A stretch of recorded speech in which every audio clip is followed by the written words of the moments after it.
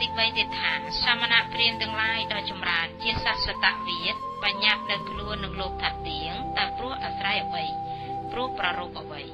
មនាលភិក្ខុទាំងឡាយបុគ្គលពួកខ្លះក្នុងលោកនេះជាសមណៈឬព្រាហ្មណ៍អាស្រ័យនឹងការព្យាយាមជាគ្រឿងដុតកម្ដៅកិលេសអាស្រ័យនឹងការព្យាយាមជាគ្រឿងតម្កល់មាំអាស្រ័យនឹងការព្យាយាមជាគ្រឿងប្រកបរឿយអាស្រ័យនៅសេចក្តីមិនធ្វេសប្រហែសអាស្រ័យនឹងការយកចិត្តទុកដាក់ដោយល្អហើយបាននៅចេតោសមាធិតាមបែបផែននៃចិត្តរបស់យោគីកាលបើចិត្តតាំងនៅជាប់ជួនហើយរលឹកបាននៅខណ្ឌដែលធ្លាប់អាស្រ័យនៅក្នុងការមុនជាច្រើនការរលឹកនៅខណ្ឌនោះដូចបដិគឺរលឹកបាន10សង្វត្តៈវិវត្តកັບខ្លះ20សង្វត្តៈវិវត្តកັບខ្លះ30សង្វត្តៈវិវត្តកັບខ្លះ40សង្វត្តៈវិវត្តកັບខ្លះដូច្នេះថាអាត្មាអញបានកើតក្នុងភពឯណោះមានឈ្មោះយ៉ាងនេះមានកូដយ៉ាងនេះមានសម្បុរយ៉ាងនេះមានអាហារយ៉ាងនេះបានទទួលសុខទុក្ខយ៉ាងនេះមានកំណត់អាយុត្រឹមប៉ុណ្ណោះលុះសេចជាយត់ចាអត្តភាពនោះហើយបានទៅកើតក្នុងភពឯណោះកាលដែលទៅកើតក្នុងភពនោះអាត្មាអញមានឈ្មោះយ៉ាងនេះ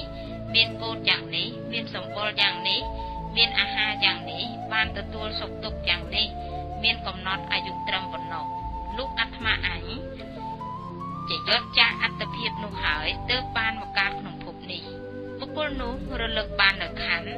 ដែលធ្លាប់អាស្រ័យនៅក្នុងការមុនជាច្រើនព្រមទាំងអាការៈព្រមទាំងឧទេសៈដូចនេះឯង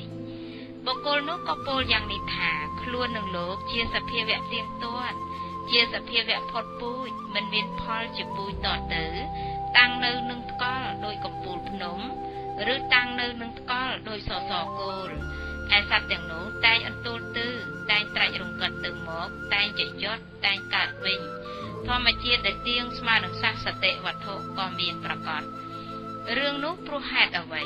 ព្រោះថាអាត្មាអញអាស្រ័យនឹងការព្យាយាមជាគ្រឿងដុតកម្ដៅកិលេសអាស្រ័យនឹងការព្យាយាមជាគ្រឿងដំកល់មាំអាស្រ័យនឹងការព្យាយាមជាគ្រឿងប្រកបរឿយអាស្រ័យនៅសេចក្តីមិនធ្វេសប្រហែស